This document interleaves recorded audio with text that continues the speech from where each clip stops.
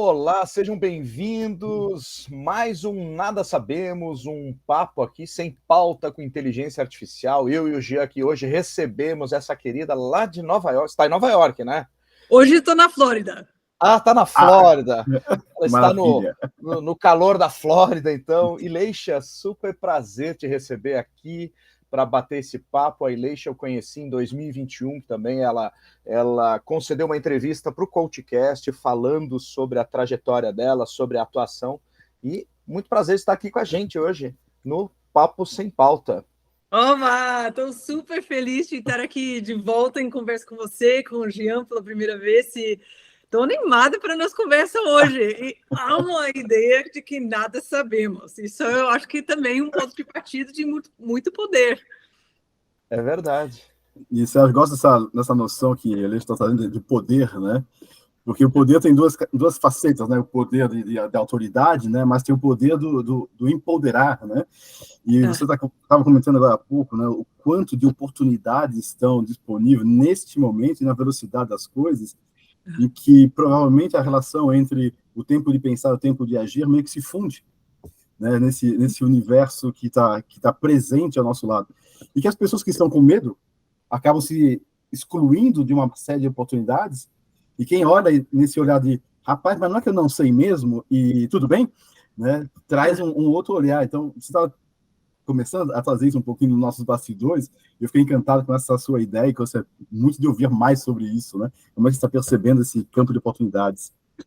Eu acho que, assim, uma das coisas que eu gosto de olhar que quando primeiro comecei a minha carreira, essa parte da minha carreira como futurista, entendi que se a gente consegue entender a lógica atrás das mudanças de paradigma que o mundo está passando, a gente consegue utilizar essa lógica para criar resultados hoje.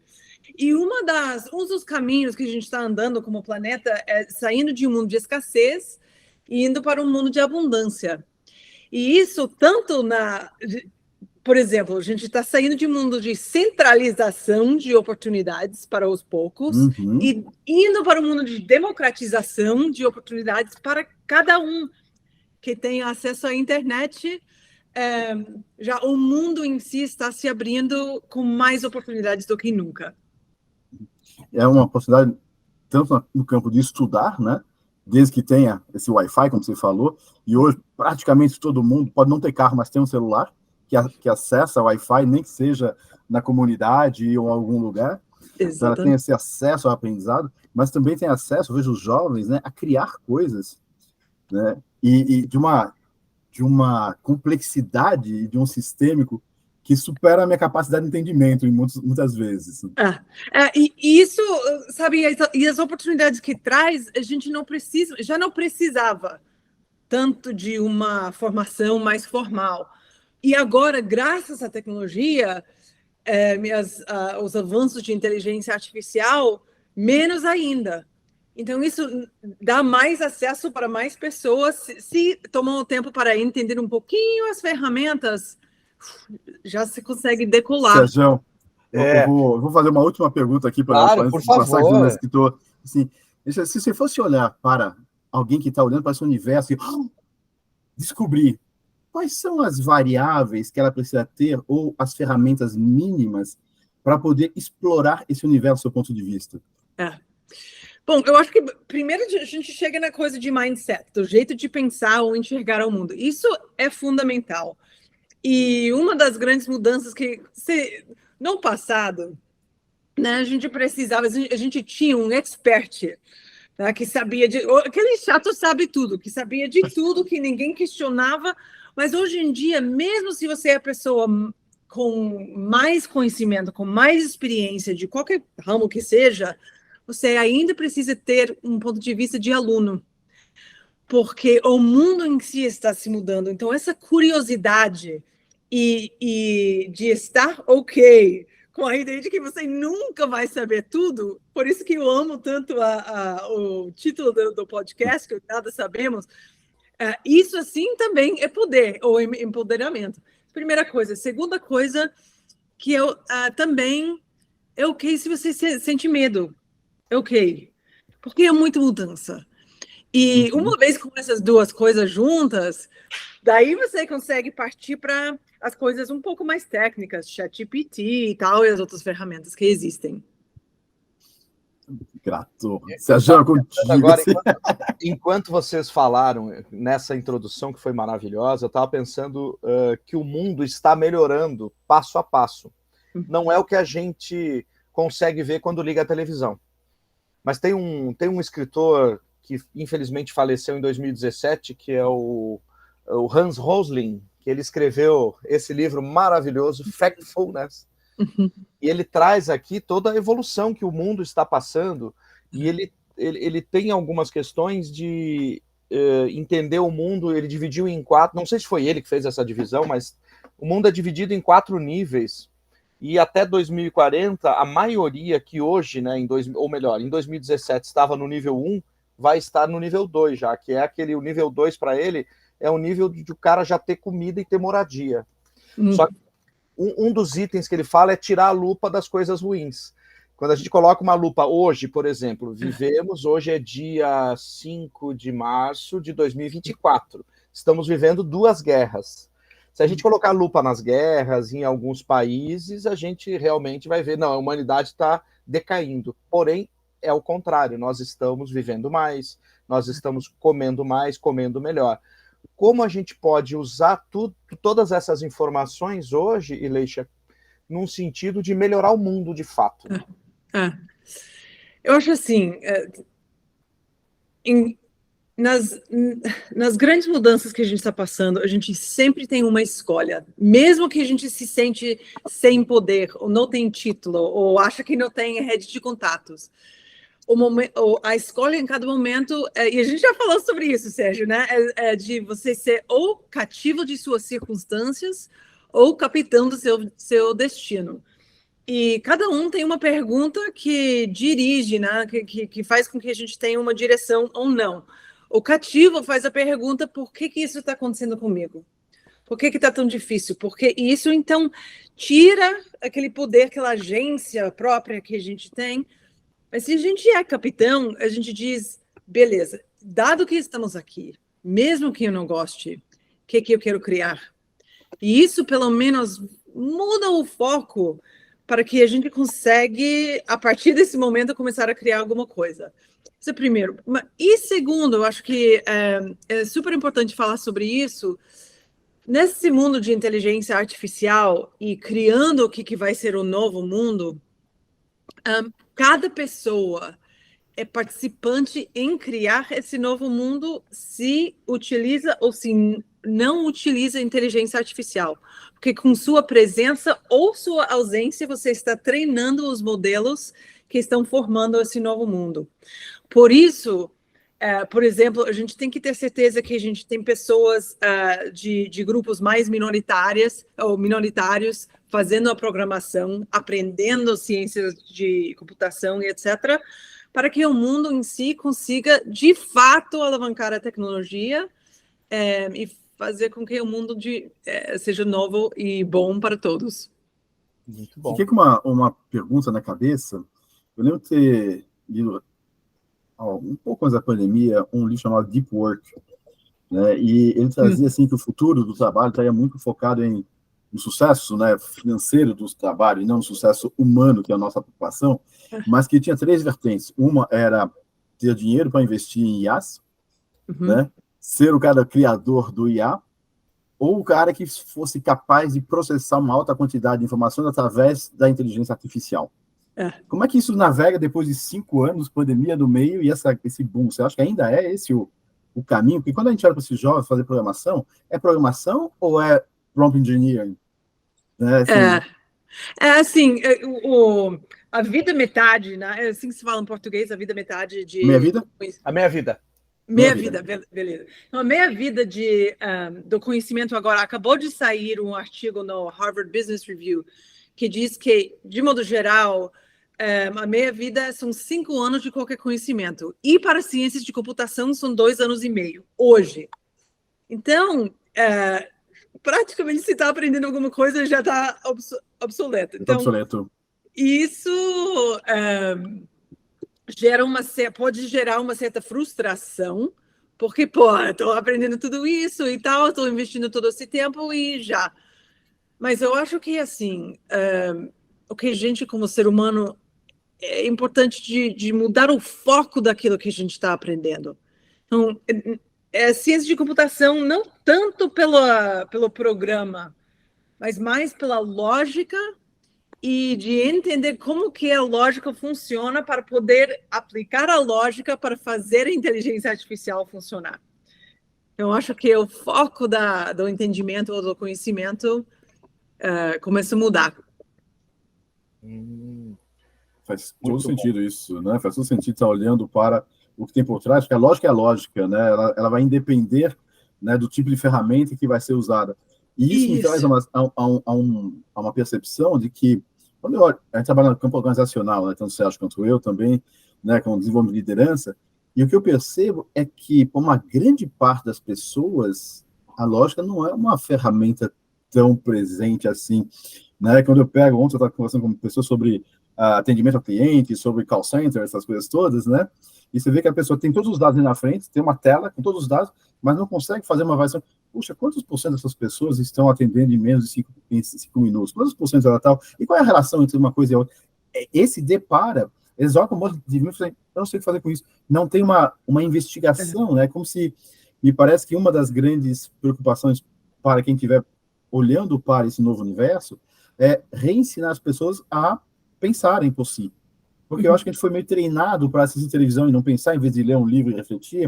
A gente foi pensar, sabe, assim, eu sinto um leque, né, um gap aqui entre a necessidade de reflexão, de pensar, e o que nós temos efetivamente numa grande parte das pessoas. Eu acho que isso vem de um período de tempo onde a escola em si, e o jeito da gente ensinar não era de um jeito que criava a curiosidade, mas sim ensinava as pessoas a evitar os erros. Então, isso faz com que, psicologicamente, a gente acha que só tem uma resposta. Se a gente acerta, se a gente não acerta, a gente andou bem ou não andou bem. Mas o mundo é muito mais complexo do que isso. Então, uma das distinções... eu gosto de falar em distinção porque ajuda, tipo, a luz está acesa, a luz está apagada. Se a gente quer ser correto ou resiliente. No passado, a gente precisava ser correto, saber a resposta certa. Hoje em dia, é mais como que a gente aprende com as milhões de respostas erradas que a gente vai dar para que a gente consiga ser bem-sucedido. E isso é uma coisa psicológica mesmo, na minha opinião.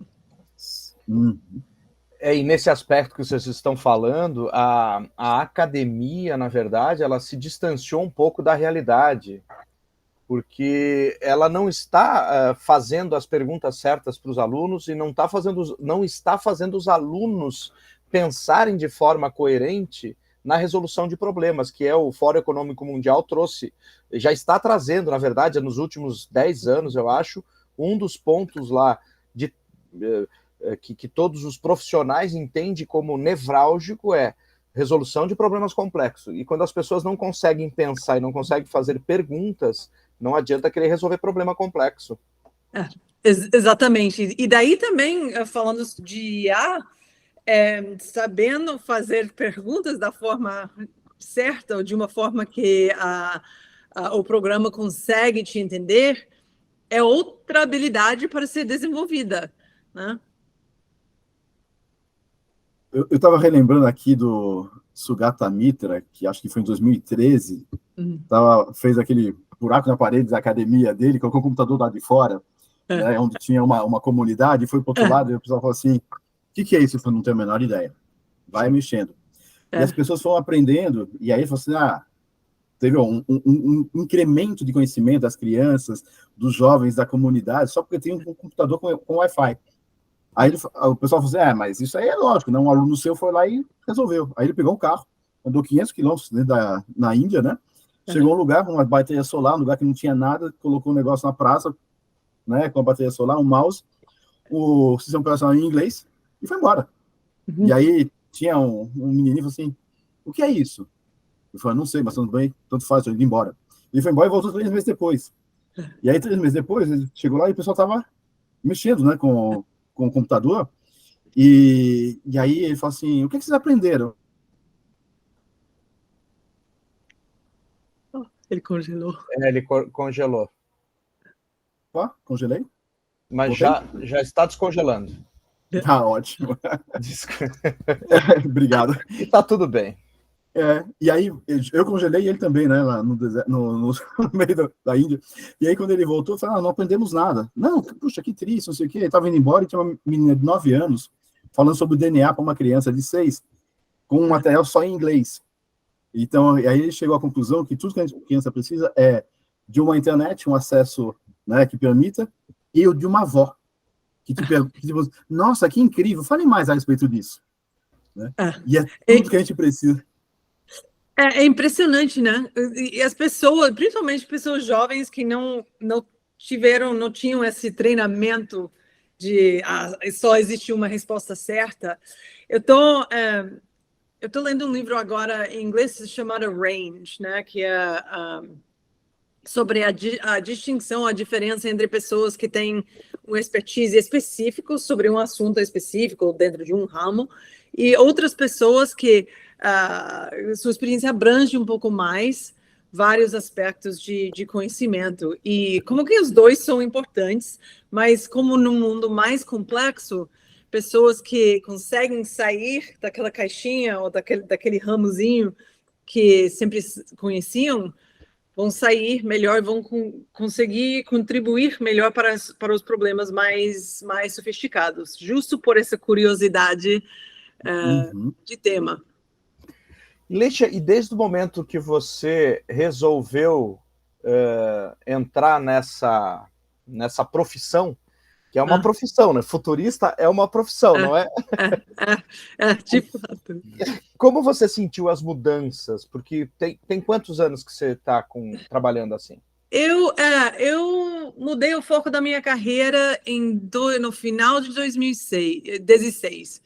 Então, estou quase 10 anos nesse negócio aqui. E assim, eu entrei muito por acaso. Eu fui para uma conferência, escutei alguém falando sobre caminhões autodirigíveis e eu ficava pensando, putz, muito bacana a tecnologia, mas e se todo mundo perde o trabalho? O que vai acontecer nesse mundo? Foi isso um instante no qual eu comecei a fazer os meus estudos.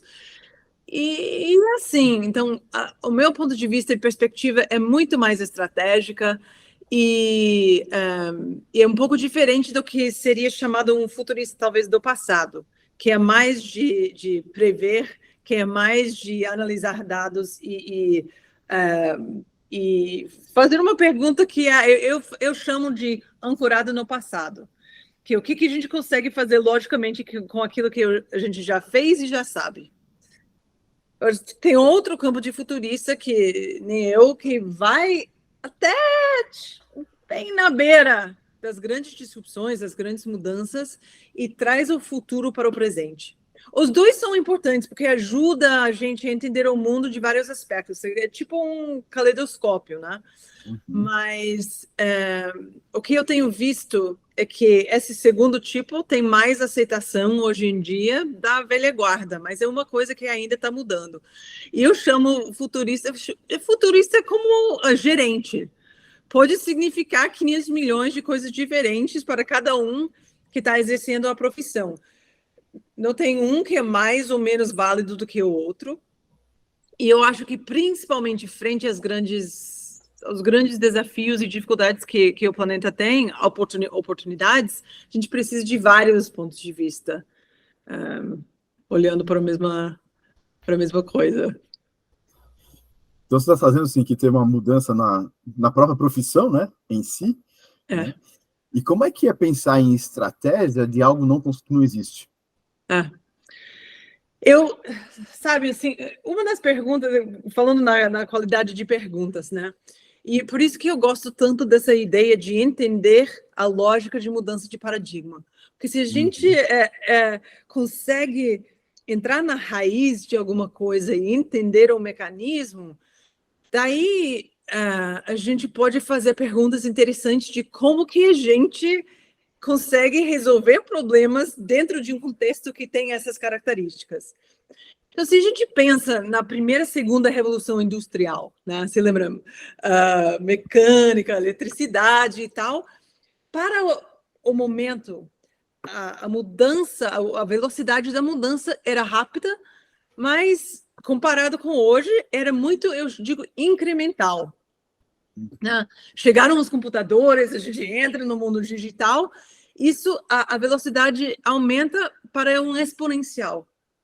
Mas hoje em dia, com os avanços em inteligência artificial, a computação quântica, etc., as mudanças estão ocorrendo instantaneamente. Então, quais que são os mecanismos de incremental, exponencial e instantaneamente, né? Então, e eu gosto de fazer as perguntas, né? O passado, o incremental, faz aquela pergunta, o que a gente consegue fazer logicamente com aquilo que a gente já sabe, já tem. É ancorado no passado. O exponencial é focado no futuro. Faz a pergunta, dado que estamos aqui, livres dos constrangimentos do passado, o que a gente quer criar? Mas a pergunta de hoje, o instantâneo, o emergente, é justo nesse momento. O que está acontecendo? O que está emergindo do mercado, no meu time, no mundo? Então, isso faz um foco presente, assim. Então, esse joguinho de tempo, não é que a estratégia de hoje repõe totalmente o jeito que a gente fazia antes, mas eu gosto muito dessa metáfora de caleidoscópio, porque a gente está olhando para a mesma coisa, mas cada piquezinho que a gente faz, uma coisa nova aparece. Muito bom. E esse exemplo que foi usado aí da primeira revolução industrial, a gente sempre volta nele porque é um comparativo perfeito. E naquele instante onde chegou uma locomotiva, chegou depois um carro, era assustador para as pessoas, né? E teve gente que resistiu a essa mudança, e isso é importante a gente ressaltar hoje, porque tem gente ainda resistindo hoje às mudanças e ao mundo como ele está acontecendo. Só Sim. que é um caminho sem volta. Sim, sim, e assim, o que eu gosto de dizer, porque quando a gente fala de liderança nesse momento, tem uma coisa, quais que são as habilidades que a gente precisa, mas uma pergunta que é vinculada, mas é distinta, é o que liderança precisa fazer? Como que a liderança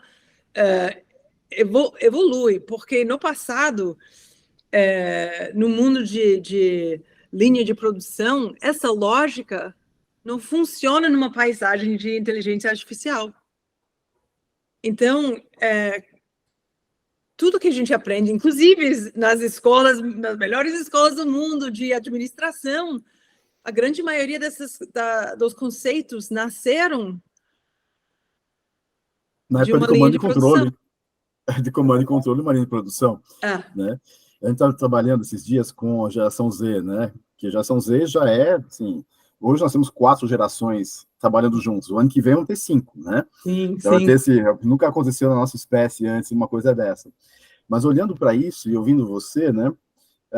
Um dos meus maiores desafios é deixar minha mentalidade de faculdade tradicional para pensar nesse olhar que não é com o que eu tenho, que acontece, mas esse desapegar, assim, tirar a casca, né?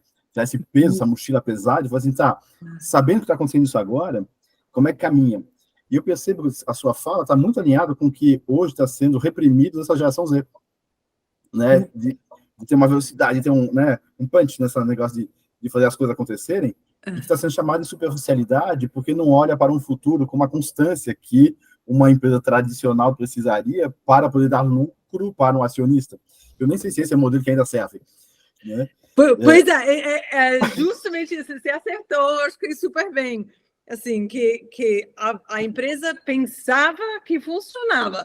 Hoje em dia, se continua com essa mesma lógica, vai dar problema. Eu falo de conceito, criei um conceito que eu chamo de estratégia simultânea, que é a habilidade, tanto como indivíduo, como time ou organização, focar em lógica, coisas, perguntas que trazem resultados hoje e, simultaneamente, olhar para o futuro e integrar essas coisas de inovação também ao mesmo tempo. Porque você lembra, no passado, era muito... a gente tinha programas de inovação, mas o que acontecia? Os executivos passavam 3 dias, 1 semana num campus fora da empresa, aprendiam uma coisa ou outra, foi super legal, conheciam gente bacana, mas morreu. Onde está a inovação, né, de fato? Exatamente.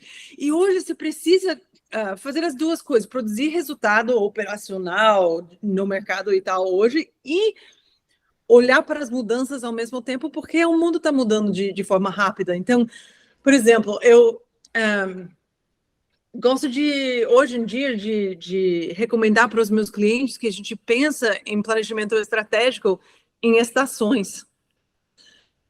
Em vez de 5 anos, porque isso já morreu, mas em estações de cada 12 em 12 semanas, e segue mesmo as estações do ano, né? Ajuda a gente. Não significa que você não vai ter um planejamento estratégico de um pouco mais longo prazo, mas se você consegue revisar constantemente, você consegue criar e agir de forma mais flexível com as mudanças do mercado. Isso implica também, me parece, né, que eu começo a integrar quem eu sou profissionalmente com quem eu sou pessoalmente, porque não dá para... eu vou ligar esse olhar às 8 da manhã e vou desligar ele às 18 horas. Né? Ele meio que começa a ter um papel mesmo, né? Eu continuo sendo Jean, né? Mas eu preciso me encantar pelo que eu faço para ter insights, de repente, tomando banho. Né? Eu preciso me encantar, e tem que ser um encantamento, não pode ser um forçar, porque senão vai adoecer. Né? Porque é um ligar contínuo, né? E eu acho que cada vez mais a gente vai ter que ser mais íntegra no nosso dia a dia. E a razão... Eu saí do mundo corporativo já faz 10 anos. E saí inicialmente para resolver o problema que a maioria do planeta está desengajado ou muito desengajado no seu trabalho. E para muitas pessoas, trabalho é trabalho, vai lá para exercer uma função que é ok. Mas assim, se a gente olha de outra forma, se a gente está passando mais do que a metade nos horários que a gente está desperto, sabe, trabalhando, então a gente está se enganando se a gente acha que a nossa vida é tão cheia como poderia ser, se a gente está infeliz nesse negócio de chamado trabalho. Então, porque daí, se você está mais feliz no trabalho, você traz aquela felicidade para casa ou para as outras pessoas, as outras coisas que você está fazendo para exercer o trabalho. Então, acho que cada vez mais a gente... o convite é de ser mais íntegro. E mais consciente, né? Super mais consciente. Eu acho que ela é professora de Stanford ou eu não sei, é de alguma universidade aí nos Estados Unidos, que é Annie Wiesnewski. Se não me engano, ela é psicóloga. Ela tem um conceito de trabalho muito interessante, que é justamente que o trabalho pode ser um emprego, pode ser uma carreira ou pode ser vocacional. Então, talvez com tudo isso a gente consiga ver, emprego é só para quem quer só pagar contas. Então, essa pessoa não vai sair daquele mundinho, não vai usar a inteligência artificial para melhorar. Se tiver uma carreira, até pode ser. O risco é ela ser substituída por uma IA. Isso, vai ser. E vai ser. Vai ser. E isso que, assim, por isso, as perguntas que eu faço para as pessoas quando estão pensando em desenho de carreira, saem do tradicional e são 3, né? O que você quer criar, qual impacto que você quer ter e como que você quer utilizar a tua vida. Porque a vida é um recurso. Isso abre um pouco o leque quando a gente começa a pensar e ajuda as pessoas a fazer essa mudança de apenas, entre aspas, emprego e partir para outros focos, porque concordo com você, ou mais cedo ou mais tarde, o mundo de trabalho vai mudar de tal forma que vai ser mais difícil de ter um emprego do jeito que tinha antes. Já estamos nesse caminho, inclusive, né? Muitos empregos já estão morrendo, né? Já estão morrendo. E assim, existe, eu acho que, primeiro, é importante que aquilo que os jornais, o Jornal da Noite está gritando das montanhas, de que os trabalhos vão acabar e o ser humano vai acabar, e etc, etc. Eu acho que isso é muito demais. É um tipo de trabalho que vai acabar, né? Então, mas existe sim, são duas coisas. Existe sim uma distinção entre trabalho que vai ser que vai desaparecer e trabalho que vai ser empoderado ou mudado com a tecnologia. Isso é primeiro, mas assim, isso também está enraizado, ou tem algumas premissas que fazem com que essa lógica funcione, que é aquilo que a gente sabe que a tecnologia pode ou consegue fazer hoje.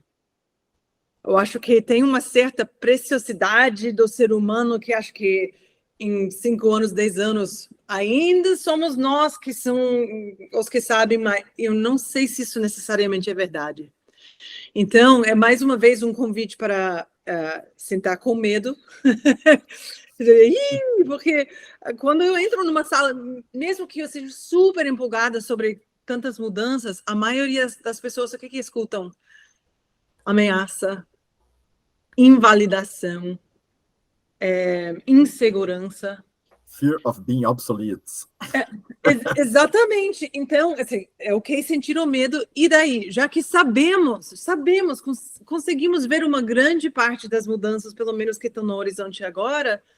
Então, como que eu quero me empoderar frente a dado tudo isso? O que eu quero criar? Olha quando só eu ouço você, sim, para a gente deixar várias portas abertas para várias outras conversas, né? É verdade. Mas quando você fala assim, empoderar, eu lembro que uma das grandes responsabilidades que nós temos nessa mudança do ambiente organizacional, que você também tem, é de lembrar as pessoas que são gente. Assim, elas são, assim, por mais que tenha toda essa mudança e tal, eu acho que está mais em risco quem esquecer que é gente, quem esquecer que é mamífero, que precisa conversar com o outro, que precisa olhar o outro no olho, que precisa entender ética, que precisa entender filosofia, que precisa ver o que está acontecendo e por que ela faz o que faz. Né? E o nosso trabalho é trazer a tecnologia de um lado, sentar junto com o medo e falar assim, tá, e o que é que não vai mudar? Não vai mudar que somos gente. Isso não vai mudar. O que a gente vai fazer com isso, eu não tenho a menor ideia, mas continuamos gente, continuamos sendo uma sociedade, pode estar numa comunidade, pode estar no emprego, pode estar no trabalho, pode estar na família, pode estar andando no trânsito, né? E quebrar essas barreiras de isolamento para voltar a ter uma conexão, né? Que é ímpar. Isso, eu chamo, então, as coisas que estão na frente da minha pesquisa e do meu trabalho hoje em dia são conceitos que eu chamo, seria negócios além do cérebro. E liderando conversas sobre inteligência artificial, consciência e o futuro da liderança. Por quê? Porque eu acho que esse é um grande momento e com a ajuda da inteligência artificial, a gente consegue evoluir de tal forma que a gente, como ser humano, consegue ser quanto individualmente como uma coletiva, conseguimos evoluir para além daquilo que era possível antes. Mas para fazer isso, a gente tem que parar de apenas pensar. E não é uma coisa nova, no fundo, mas é de lembrar de como se conecta todos os neurônios no corpo, né? Da cabeça, do coração, do estômago. Como que a gente lidera com o nosso corpo inteiro, em vez de apenas com o cérebro? Porque o cérebro, senão, vai pifar. Porque tem tanta informação que está entrando, é demais. Então, como que a gente... Eu chamo daquele do olho do furacão, em constante evolução. Então, como que a gente consegue ser esse centrado com todo o caos que está acontecendo aqui e evoluindo cada vez mais? Sérgio, eu não sei quanto a você, mas eu achei a minha mentora, tá? Então, assim... declaradamente amor irrestrito por esse encontro.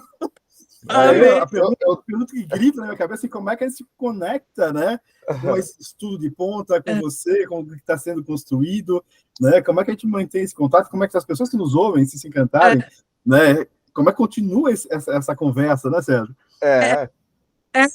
Bom. Primeiro, você está convidado a todos os eventos que eu estou fazendo. E assim, eu estou uma vez por mês, uma vez a cada 6 semanas, eu estou fazendo eventos abertos, públicos, para explorar essas ideias e esses temas. Que não, sabe, eu tenho um cliente corporativo, de universidade e tal, mas isso é aberto para todo mundo e de graça. Então, como que a gente consegue, primeiro, entender um mundo um pouco diferente, segundo, agir como líderes um pouco diferente, e terceiro, compartilhar isso com as outras pessoas, porque eu entendo que a gente está dentro de uma janela de empoderamento, como planeta. Ou, assim, no fundo, tudo sempre vai em arco do bem, né? O arco da justiça, como diz o Martin Luther King Jr., mas eu acho que aquilo que a gente faz nos próximos anos, de 3 a 5, vai fazer com que aquilo que vem depois seja mais fácil ou mais difícil. Então, você consegue entrar, todo mundo é convidado para esses encontros, é simplesmente ir para o meu site e entrar na lista. E segundo, eu estou super ativa no LinkedIn. Então, estou sempre compartilhando informações e tal lá. Então, mais adoraria de continuar a conversa em várias plataformas. Já está convidada aqui de novo e foi um super prazer. Fechamos com chave de ouro. A Ileixa é uma querida, ela tem esse conhecimento todo aí, trouxe essa visão fantástica aí. E super obrigado. Obrigada eu pelo convite. Foi um super prazer, como sempre, e estou animada para a próxima vez. E, Sérgio, vamos deixar aqui no nosso descritivo, né, o site e o LinkedIn. Sim, a gente vai deixar o site e o LinkedIn da Ileixa aqui. Para quem quiser, sigam ela, que realmente o conteúdo é fantástico. Sigam e interajam, deixa a sua carteira passa para trás, deixa a mochila pesada, olha para agora, né, com os 3 cérebros integrados e a ação do corpo, né, para gerar um novo futuro. Oba! Esse foi mais um Nada Sabemos aí, inteligência artificial, um papo sem pauta com a nossa convidada especial lá dos Estados Unidos, Ileixa Abate. Obrigado. Obrigada, Gratidão, Ileixa, muito obrigado, foi maravilhoso. Obrigada.